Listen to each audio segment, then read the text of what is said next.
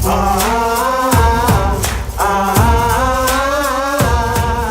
what's going on, everyone? This is Dan Bennett, the Antipreneur, and this is the Antipreneur Show. This is an intro to another guest spot. A good friend of mine, Ashley Peacock, who is an entrepreneur, a musician, is in the realm of managing other musicians as well. Super smart guy, crazy big vocabulary. I love talking to him. It's always a learning experience. And he brought up a topic that really challenged me and made me think a lot differently than I do on a daily basis. And I love that. I love growth. I love change. And what he brought up on this episode was the myth of professionalism. What does professional mean? What does professionalism mean? And let's get to talking about it. Thank you for watching. If you are watching, and you see behind me, I'm editing this show right now. Can't wait to release it for you guys. This is the Antipreneur Show. Let's dive in. What is going on, everyone? This is Dan. I'm the Antipreneur. You know that because I wear a t-shirt that says so. This is Ashley Peacock. Your capabilities and your list of things that you either have done or do is long. And I kind of want to go through the whole thing, but only if you're comfortable doing so. Oh gosh, yeah, sure. Is that cool? I'm an open book, yeah. So I met Ashley. Actually, I don't remember exactly when we first met, but I know it had something to do with a speaking series you were putting on. And I was like, ooh, I'm trying to start speaking. I would like to maybe get involved and see what that's up to, or see what you're up to with that. And, yeah, thank God, even with the train tracks going on now. So that was kind of my introduction. Then I'm like, ooh, this guy's a musician. I'm a musician like that. That speaks to me, and I remember those days and how hard it is. And the reason that I'm any good at business is because of being in the music industry and kind of cutting my teeth there. Also, you manage artists, which that's a business in and of itself on every level, from promotion and advertising and all that to the actual nurturing of the relationship, and of course, the music and the art itself. So those are just a couple of the things that you do, and you do really, really well. And I just wanted to make sure people knew that there was more than just the guy sitting in the chair. Can't hear it on my hoodie. So I want to say thanks for being here. Oh my gosh, thanks for having me. This is great. When I thought of finally launching the Antipreneur, people that have been following know that I've been sitting on some of this stuff for over a year, and it's just time. It's time to run my mouth a little bit. It's time to push back against the status quo. It's time to put my opinion out there that entrepreneurship sucks, but it's awesome at the same time. It's not an easy road. It's something that you have to commit to. And if you're lucky like me, you have no choice. I have to do this. I eat, breathe, and sleep what I do. So blessing and curse, but mostly blessing. I don't have to try too hard. I just have to do it. What are your viewpoints on what we're trying to accomplish by getting rid of, the magic bullets and blueprints and all that kind of like get rich quick type stuff, and really get down to the nitty gritty of entrepreneurship? Well, I love the way you put it. You don't really have a choice. So are you ever actually workaholic if you don't punch in, if it never feels like work? Yeah. Are you in danger of overworking? I came to a point where I realized I can't not do what I do. Yeah.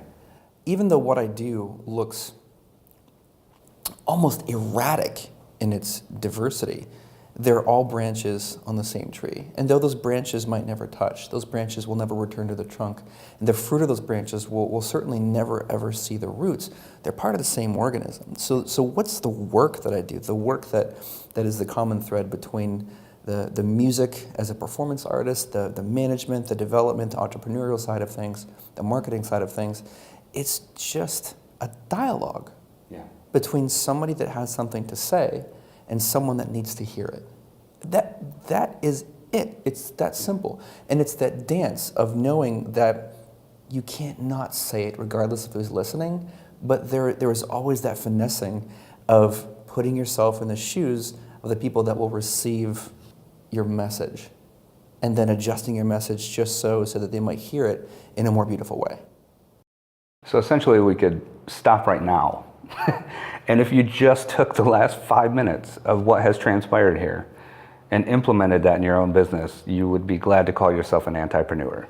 I'm not saying that to be nice, man. You just wrapped up so many things to get to the core of what this relationship that we build is, using terms like dance. You know me, I'm a metaphor guy.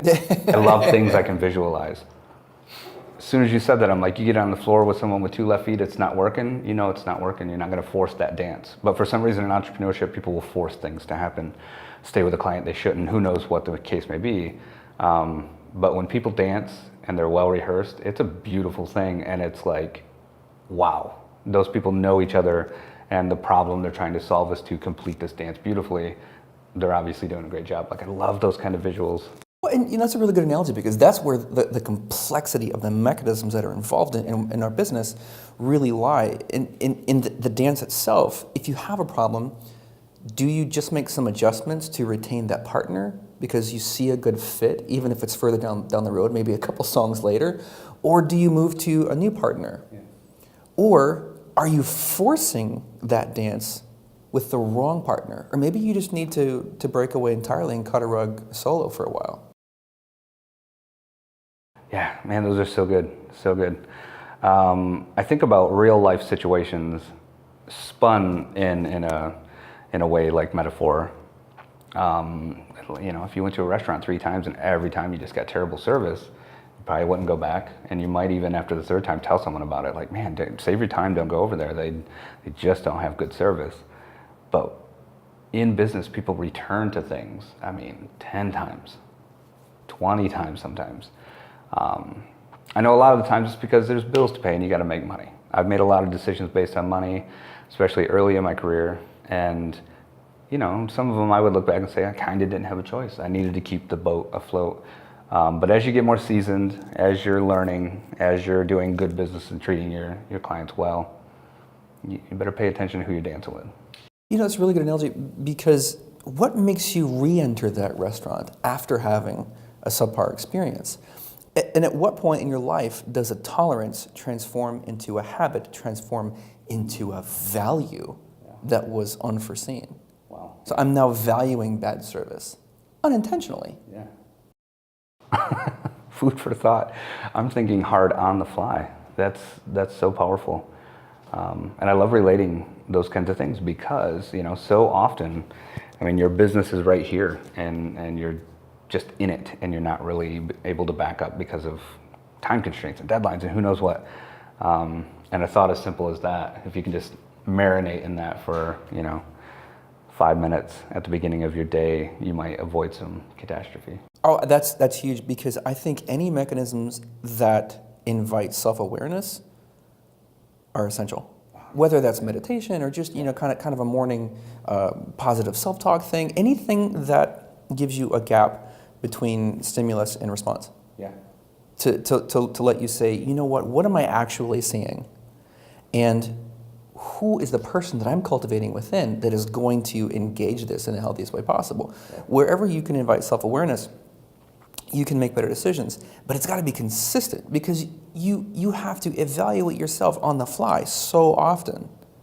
You can't just say, okay, this is who I am, and this is the world I live in, and then you just rubber stamp all of your engagements. Yeah, not at all.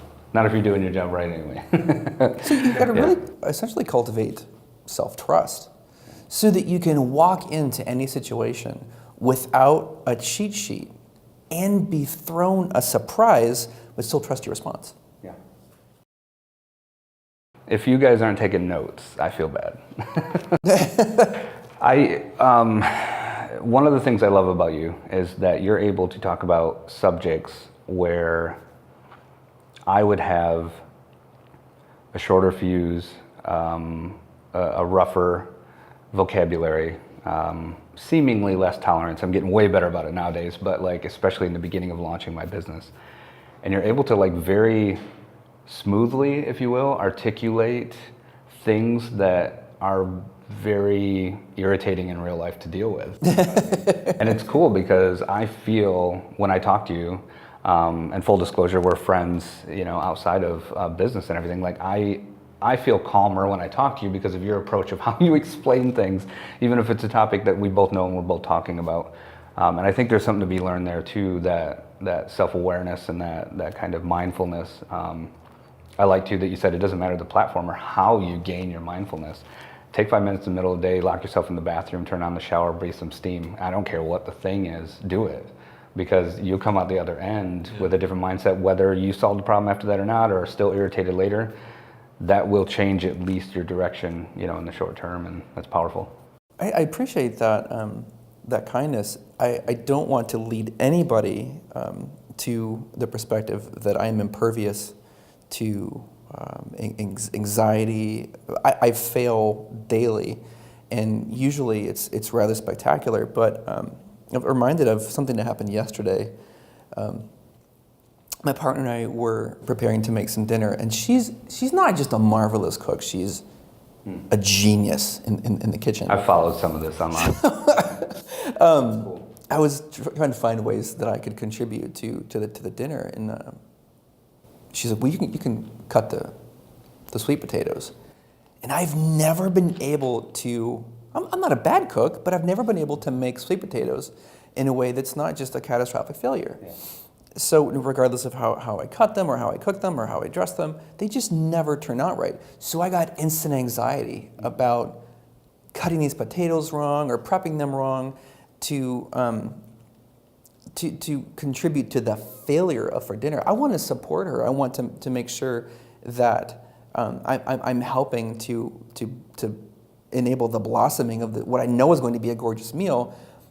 But what if I come alongside her to help and I ruin everything because I cut the potatoes wrong? And I was having legitimate kind of anxiety about this. Like I'm going to ruin this for her. And she said, "Sweetheart, it's just a potato." Yeah. And I built up this idea of the thing in my mind. Right. And I think that is the source of so much anxiety. And I can't speak for everybody, but I see it a lot, and especially in myself. You over catastrophize things by magnifying the idea of them when maybe it's just a potato. So when you play out the worst case scenario in your mind, play it out. Become well acquainted with it. Make a friend of failure, actual failure, but even the idea of failure. Because what is fear but just the idea that failure will come to pass? So make friends with it and say, okay, in a world where I actually do ruin this potato and maybe compromise the beauty of this dinner, so what? Yeah, I think a heavy right hook in that story for me was that the craftsman of the dinner was the one who said it's just a potato. So the one who actually might be allowed to care that much about how it turns out was the one that was like, that's cool. Because she's the one I was worried about offending or dishonoring in some way. And she's like, it's just a potato. Yeah. That's powerful, man. And it makes you wonder too, translating back to the business world, how many similar type mistakes or bad decisions we make because of that same sort of projection of what could happen. I love the saying, make friends with fear and failure, because I've been, I guess, fortunate over my life to be heavily disappointed very early on. And I feel like I got a lot of that stuff out of the way, professionally, in my career, in my family. My mom's a total badass, sorry for cussing, Mom, who raised me and my brother, and I wouldn't trade it. It was amazing, but there still is a lack in the father department. There's a lack in being laid off so many times early in my engineering career, that all still put me somewhere amazing later on. And so luckily early in my life, I was like, wow, this is just the way life is. It smacks you around a little bit, and if you get up and wipe the blood off, sometimes cool stuff happens. And I've just kind of lived by that ever since. And I think taking that kind of natural occurrence for me and packaging it in a way where you're purposefully saying, hello, fear. Hello, failure. How you guys doing? And I don't want to actually encourage anybody to invite fear. When I say make friends with fear, all I'm saying is call its bluff. Sit in front of it and say, show me what you got. Yeah. Because fear is a mechanism of abuse executed by the ego. It's not something you actually want to be truly friends with. Right. It's bad. It wants to sabotage you. It's sort of advertising to you is that we're going to protect you from harm when it wants to just imprison you. Yeah. And those two things are very, very, very different. So I wouldn't say make friends with fear. literally just begin to call its bluff. I like that. I have a scenario this just popped in my head along the lines of fear. I have memories of like jumping off the high board into the pool at a high school, doing a flip off the shed into the deep snow or whatever, and there's that like, you're pushing yourself, you don't do it, you're pushing yourself, you don't do it, and then you finally do it, and then there's just this rush of like, oh my God, that was amazing, and then for the rest of the afternoon, you're jumping off the high board all day. Do you think there's any credibility to the result in that like amazing feeling of I've accomplished a thing now being kind of directly related to how long it took you to finally make the jump, or how much it did bother you until you overcame it? Do you see those levels kind of marrying it all? And this is a weird like kind of theoretical type topic divergence I've done here, but like, have you ever thought of that? Like, absolutely. I think it goes back to your worth. You know, your awareness of who you really are, what you have to offer, what you're capable of. Because fear's the voice that comes alongside you and says, you're not good enough. Yeah. You're not capable of this. Everything that you desire to do will harm you. So I encourage people to take little victories, because they are safe ways to practice your worth, to practice executing your presence and what you have to offer in the world around you. That is truly full of perils. But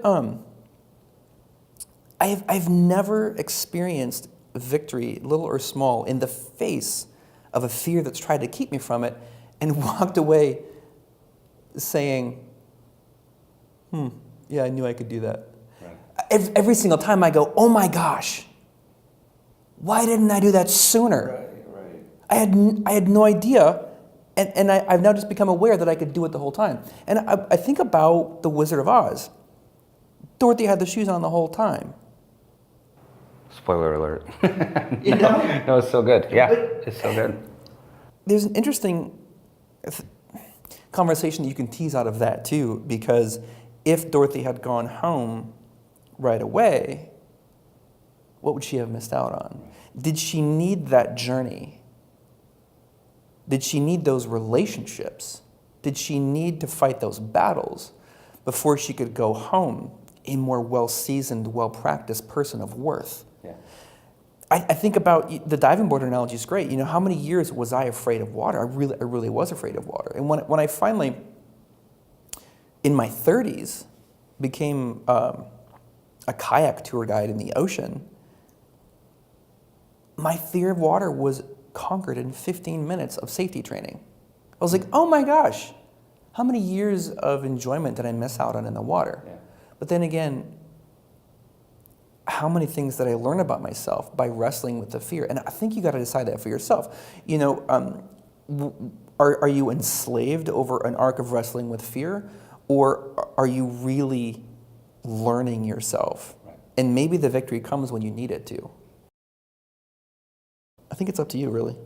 It's interesting to think about. I'm running scenarios from my whole life through my head as you're talking about some of these things, and obviously we are all where we are at in this moment, and that's due to a bunch of different choices and circumstances, but I feel like a good chunk of the things that are good in my life have come from sitting at the edge and being like, all right, I love that you said safety in the ocean. Like, there's lifeguards here. I've been taught how to jump in the pool properly. Like, I got everything I need. Like, what's keeping you from going, you know, and going through that process. Then when you come out, I think that solidifies that, man, I could do it. I had those shoes on the whole time. Yeah. That was a fun little tangent, man. Conquering fear and also kind of playing poker with it and calling its bluff. It's super cool. Part of, if you're still open to it, some of the topic we were wanting to talk about today was the myth of professionalism. Yeah, so I've been developing this idea, not pen to paper, but just in my mind, kind of chewing on it and observing it in my professional interactions, of the myth of professionalism. Because I have experienced myself, and I see in other interactions, people using that term, professionalism, or even saying, that was really unprofessional of you. Yeah. I'm guilty, yeah. And I think, what does that mean? What is someone trying to communicate when they use that term?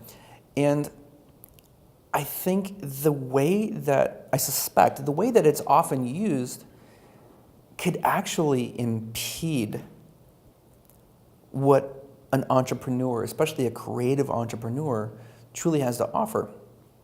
Because I think being a professional, being regarded in your field as a professional, comes from a long arc of operating with professionalism. And I think professionalism is different than being a professional. Because professionalism depends on the situation at hand. And let me tell you what I mean by that. There are a few people who I interact with who I would hope call me a professional, but I interact with them with very differently voiced professionalism. So, for instance, one person, it's very quick and dirty. It's very to the point. I'm direct with them to the point of being curt, and they love that because that's what they want from the interaction. Another person, I plan to talk with them for 2 hours about their grandkids who are at college, and we never actually bring up any of the real mechanisms that were intended to execute in the professional interaction to do business, but in their mind, it's mission accomplished. Yeah. And I think, well, what do people want out of a professional? They want someone they can trust. And in order to build trust with people, I have to, out of empathy, understand what the person in front of me is going to trust, and then give that to them. So what I do with one person who walks away thinking, wow, that was a really professional interaction, could be considered very unprofessional to someone else. Yeah. What if I was really direct to the point of being curt with the person that wanted to talk for 2 hours casually? They'd be, man, that guy was really unprofessional. He was so short with me. So I think that when someone says, I want you to be more professional, what they're asking of you is a template or a standardized expectation of what a professional in a given field looks like. And I think you got to dissolve that to actually behave like a professional. And I think it comes down to relationship. And it's very closely linked to what you've been talking about in terms of blueprints and quick fixes and magic pills and silver bullets. People want a professional to walk through their door, and they kind of have an idea of a bow tie and a briefcase, and that's just not what is needed. They want somebody who's safe, somebody who they can trust, but you're never actually going to realize your full potential as a creative or as an entrepreneur until you break through the standardized expectation of what a professional is and actually risk things with the people in front of you. And I think of a story that my friend taught me. She was first chair in a very distinguished orchestra, and I had her in for a session one time to play cello. And it got done with the session, and she just blew me away because she wasn't just playing the notes; she was playing the song, and that's something that I've since come to coach. But I asked her more about her studies. How did you learn to interact with your instrument in a way that transcended the fact that you were holding a piece of wood and wire? Yeah. She said, my college failed me. She said, I got a master's degree in my instrument. So I literally can't learn anymore from formalized education. And she said she went to her master's recital and was talking to one of her advisors saying, so this is it? Like, this is my last moment in my course of study. And this is all I can do. This is as far as I can go. And she feels like all I've learned to do is play notes. When do I learn to say what I need to say with this instrument? When do I actually learn the mechanisms to execute the reason I picked up this instrument in the first place? And the advisor said, you don't. This is all we can offer you.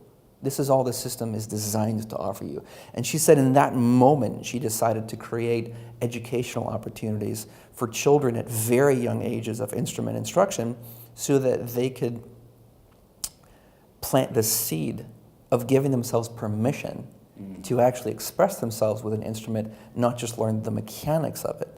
So here you have a professional who you really can't ask more of. She checks every single box, but is that who you want on your record?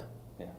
Do you want the person who just graduated college on your record, who is a consummate professional, or do you want the person who has dissolved what it means to be a professional to actually be the one who walks through your door?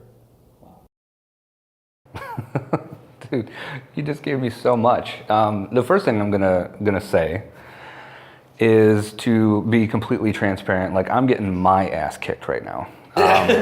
If anyone's been following what I've been doing for the last couple months, I have several pieces of content out dealing with follow through, and they're both rant based, even though they were still maybe professional. I don't know. But it came from an emotional place of like, man, it quit canceling meetings, quit not following through with deadlines, quit doing these things. And all of these things have completely come from a place of prepackaged expectations of mine of what professionalism is. Mm-hmm. And it's interesting because I didn't grow up with a business background, business family, no mentorship early on. So business to me is essentially how I do real life, but in offering a product or service. So all of my expectations have been coming from being self-taught over many years. And even in doing that, which is organic and natural, I still have a prepackaged perception of what professionalism should be, which has led to me being frustrated and upset at the exact same time that's happening. Again, I'm being transparent with you guys. I'm also preaching and following my own preaching that relationships matter, that this authentic story development that DNA Design Company does, our creative discovery process, becoming part of the team of a client's company, I don't deviate from any of those things. But that's all layer two. That's like potential client, that's where I'm already meeting, that's maybe I'm already hired. Back here, onboarding, I don't want to say onboarding because we're usually pretty far along, but like sales leads, meetings, potential hires for employees for my company, different things. I have a completely different approach. And from what you're saying, it's sounding like if I take my approach that I do in real life and in business, once a client is pretty much a client, and bring that back around to the very first touches with people instead of expecting them to act a certain way, I could highly reduce my frustration on a daily level. Well, honestly, it's dangerous because if you have this idea of what a professional is, how a professional operates, that you apply to the people that you interact with, and you also apply to yourself, yes, you're protecting yourself from being taken advantage of, from having your time wasted, but also, are you holding yourself back from offerings? What could you offer if you transcended that? Yeah. Is there even more depth that you could bring? Is there more humanization you could bring to your brand? But again, it's dangerous because you expose yourself on the other side of that pre-packaged idea. Yeah. No. Yeah, you're not violating anything. You're not doing anybody any harm, but are you holding yourself back by being safer than you need to be? Yeah. My answer right now would be yes. And I know we're also talking to an audience. So obviously, you're going to have to look in yourself to answer that question for yourself. But my answer right now on this spot would be yes, because I've literally never thought about professionalism in this way before. And it is, I feel myself changing in the moment right now. It's kind of crazy because one of the things I have been aware of and dealt with over time is being emotionally attached to my work. And there is a level where I've had to learn how close I can get to my work depending on the project, the people, all these different things. So when something goes wrong, I'm not personally so emotionally hurt by it. It's just business. And I think if you do good work, they're always going to be intertwined to some level. But I've gotten pretty good at that over the last year. But that initial touch, that initial contact, that initial disappointment of someone canceling and wasting my time and all those different things, I've always just kind of nope, that's not professional. It's just not professional. Maybe. You're not wrong. No, but potential is my favorite thing in the world. So the fact that some potential could hinge on the way I treat some of these situations is what excites me about what we're talking about right now. I can see getting a talent, maybe with a new hire or something, that just sets my company on a brand new trajectory because I took the time to look past the canceled meeting, set a new meeting, be cool and calm about it, not worry, and use skill in making that decision, but also at least have the thought, at least once in the process, should I take this one in a different direction than normal? Because maybe there's something here. What a great question to ask. Yeah. What a great And I've question never to thought ask. about this until right now. So it's like, I'm gonna go home and watch this and listen to this after I edit it, because this is like real. This is heavy. This is that practical application that I want the Antipreneur brand to stand for, which is I can take what I just heard or saw and go use this and see what happens. Well, I think you have to go back to two things that we talked about earlier. One is being well acquainted to the point of friendship with failure, and the other is consistently checking in with yourself to make sure that your self-awareness is maintained. Because, as I said before, it's dangerous to operate in that kind of transcendent tier of professionalism. I had a couple artists I was working with separate from me professionally, and it was catastrophic. You know, we remain not on speaking terms to this day, and I realized it was because I was too much of a friend. I got too personal, so that when we had to actually get some things back on track professionally, my professional voice had lost its credibility. I then became the friend or the dad that was yelling at them, and it became hyper emotional. I couldn't actually point to professional benchmarks that we had to revisit because professionalism in all forms had gone out the window. I was just a friend being mean to them. Yeah. So I think that you have to be aware of the lines in the sand as a professional, and you can't just lose yourself adrift in the ocean without understanding that there are compasses for a reason. Right. You know. I don't want to tangent if you have more to say. We're going to stay on topic, but I don't want to tangent I don't want to interrupt the flow if you're going in a certain direction. I had one more analogy that's been helpful to me in understanding what it means to be a professional, and that's something that's everyday image in the world of a musician. That's a metronome. So early on in musical study, if you want to be a professional musician, you acquaint yourself with timekeeping by practicing to a metronome. Something that's disappointed me in my circles of study is that that's not introduced until it's almost too late. You know, we're worried about the left hand on a guitar. Well, let's get these fancy notes and play them really fast, learn all these scales and modes. But the right hand, the timekeeping hand over here, is just kind of left to maybe learning a couple strumming patterns, learning how to up and down stroke alternate pick. But how are we acquainting ourselves with time? Well, a lot of people say that, well, I'm not going to practice to a metronome because I love the human aspect to music. I love the push and the pull.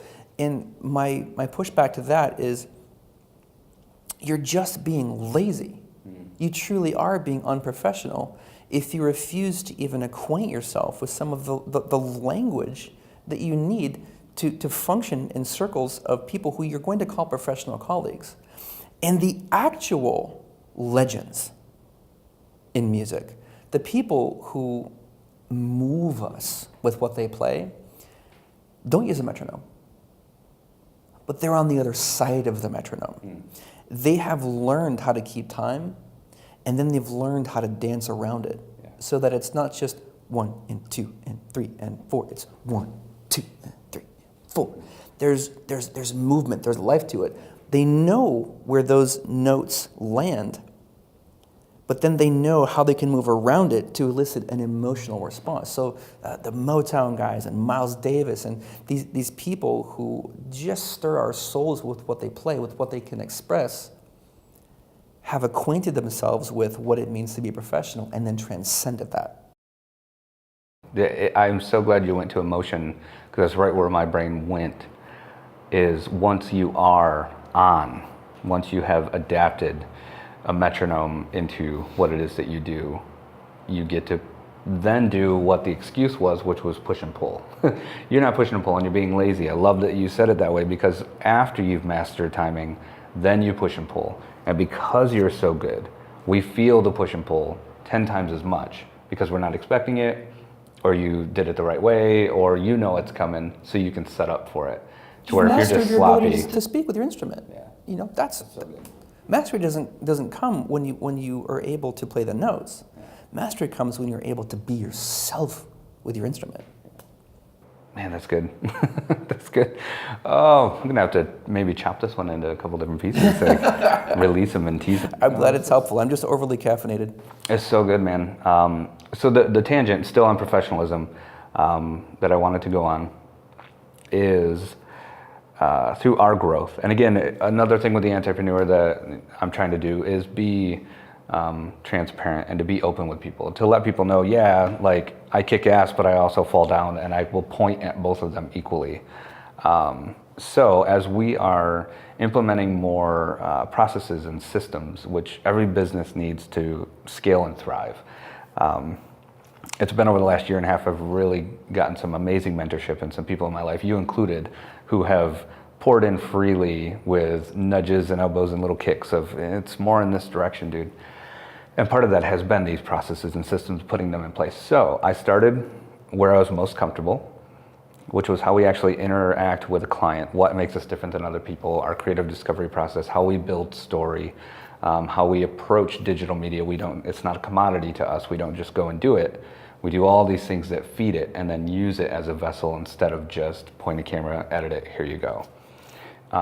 So now what we're working on is those first touch points and what systems and processes need to be in place there to filter people into a relationship with us, or to filter them away because we're not a good fit. And I'm struggling way more with those nuances of those soft touches out front than I am with the meat, because I've been doing this for years and I'm good at it. Sure. So it's really hitting home with me what you're saying about this first contact professionalism that I deal with, that I might be able to use some of the stuff that I learned today to craft a way to, as quick as possible, without too much work, hopefully, get a feel for, are they a curtain in and out? Are they a want to talk for an hour? Are they someone that you need to hold their hand? Is there a way, this is what I'm sitting here thinking, like, is there a way to get at least a quick test result to start nudging you in a certain direction, even if they're just a sales lead and they're not, you've only had one email back and forth. Is there a way to maybe feel what direction they might go in, and that becomes our new professionalism? We got a system in place for the Kurt, we got a system in place for the 1 hour talker. We know how to handle these different kinds of business personalities, if you will. Yeah, and that system usually ends up being a personality that you hire who has the proper discernment. Yeah.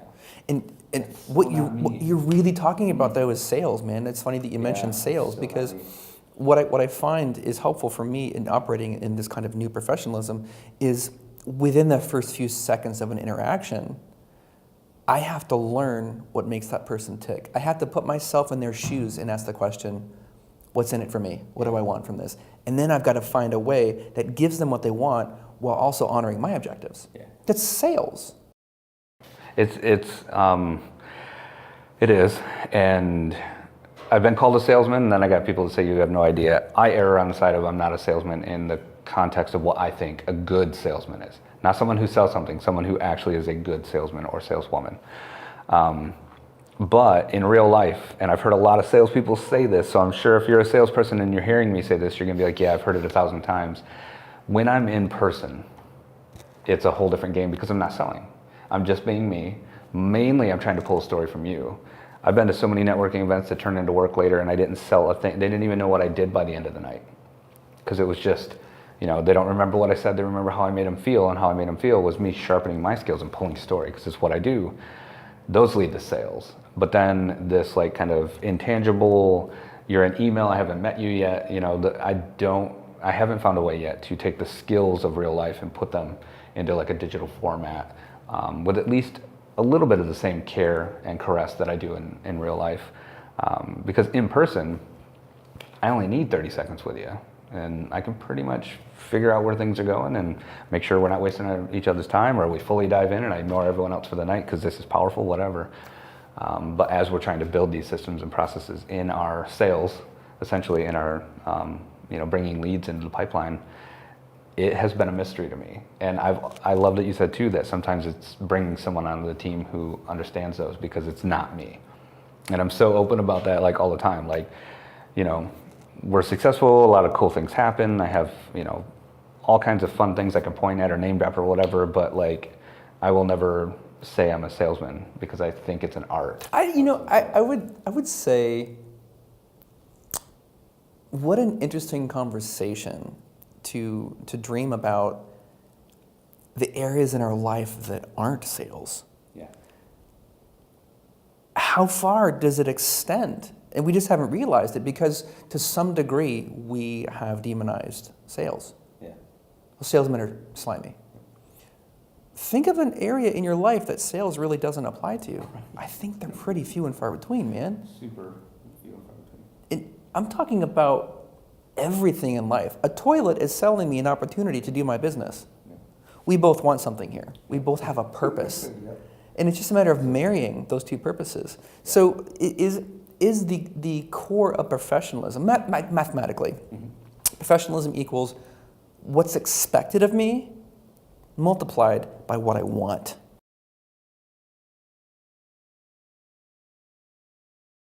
Man, this is going to be fun to wrap this up and go start thinking even harder on this topic and thinking, what is professionalism? And at the end of the day, if, like you said, if I have something you want, you have something I want, and it makes sense for both of us, and it's not unethical, why should we not shake hands and make it happen, Well, and I think the eradication of the shame of asking the question, what do I want, starts in yourself. Yeah. I think it's perfectly fine to express your needs and wants. Mm-hmm. And if you partner with people who you trust, who have given themselves the same permission, then you have real synergy in a partnership. See, I used a buzzword. I like it. I often have to preface, because there are words that I love using, the Antipreneur whole, get rid of the buzzwords. But unfortunately, this one does carry some weight. I do that all the time, because I hate when they're tossed around, but I love when they're used for the right reasons. It's a fun part of this whole thing. This has been a gateway for me to somehow find even a newer level of just being myself. I get told all the time, and it's some of the most meaningful stuff in the world to me, that, Dan, you're a straight shooter, or you're an authentic, there's another one, an authentic person. You do what you say what you do, all those, and that means the world to me, because above anything else, I just want people to know that part. You're going to get something if I say you're going to get it. We're going to get there together. But I don't know, I have a little fun with, developing, I guess, kind of what this means and what this is, and finding a new way to be even more myself, because it seems like you're either yourself or you're not. But what I've kind of found through the Antipreneur is people relating to it, people being like, even though, again, more buzzwords, I like how you position yourself there with your brand or whatever. What no one knows is the same thing as everything else I do. I'm lazy and I'm selfish, and this serves me. So I'm going to, instead of trying to be a solopreneur or be what you are or be bigger or better, I'm just going to be the Antipreneur, and I'll be over here doing my thing, But it's opened up this gateway to be even more myself, which is so fun. And I think part of that is what's happening, like I told you earlier, quicker than I anticipated, which is having guests on the show. Outside perspective and knowledge. I'm getting free schooling every time I have someone on the show, and which is another selfish thing that I'm all about, and I try and bring some symbiosis to it, so everyone else is feeling they're getting something out of it as well. But I'm sitting here taking notes and man, how could this make me and my business better?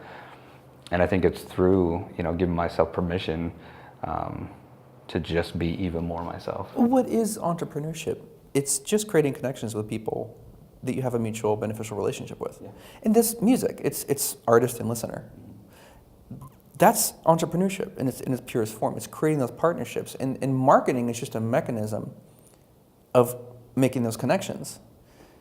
So we have to then think about, what is marketing? There's always going to be something between you and the person you want to partner with. Always. So maybe it's a matter of getting rid of the masks and transforming them into lenses. I like it. Man, we could do this all day. First thing I'll ask you, will you be back on? Oh, I'd love to. This is great. Cool, because I feel legitimately like we could just talk for hours and make 4 episodes out of it. Is there anything that the term Antipreneur, or even just a thought process, again, we're friends, so you kind of have a little bit of background, what I'm trying to accomplish with this and the framework that I'm trying to establish.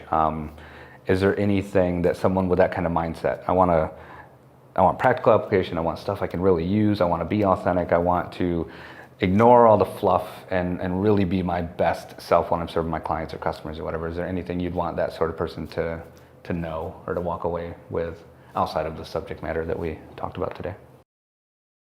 Worth, man, in a word, it all comes back to worth. Giving yourself permission to exist in the world is the beginning of entrepreneurship. And if you don't have that squared away, then all you're going to do in marketing, in team building, and getting your brand built is magnifying your compromised worth. So good, dude. So good. This is fun. If you're watching or listening, you should be jealous of me because I get to do this as part of what I do for a living. I'm going to obviously jump on the tail end of this and give all your information to all the people. But before we stop recording, what's one direction you want to push some people in that you're really passionate about right now? Again, at the beginning of the show, we talked about you do a lot of things. Is there anything standing out right now, even if it's a passion project and not part of the professional realm of your business? As far as my endeavors, or something that I would encourage people to do in their endeavors? In yours.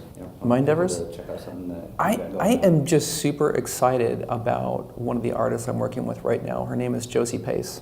Cool. And she is based in Detroit, singer-songwriter, but in the electronic music genre. And she has positioned herself to do some really fun things. I'm excited to see how she ends this year.